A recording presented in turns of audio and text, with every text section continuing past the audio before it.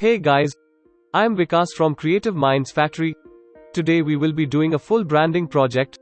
I will not talk about theory or principles, but I will teach you how to work on practical projects. There are a lot of video courses on theory, you can watch those courses to learn about branding theories. But here I will teach you only practical process. So let's get started. First of all, we will decide the name of our brand. For that purpose, I used a website called randomwordgenerator.com, and we got 0 offer as a brand name. Now we will start our branding process with this brand name. I always use a separate section on Milanote for each project. So we make a section of our brand name and a subsection for our mood board.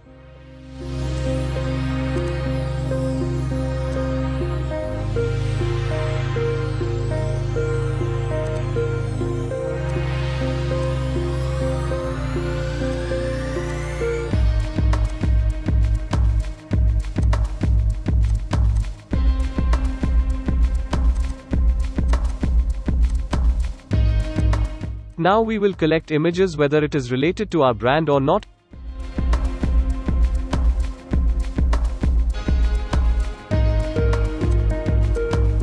I find Milanote is one of the best software to take note and collect data for short term.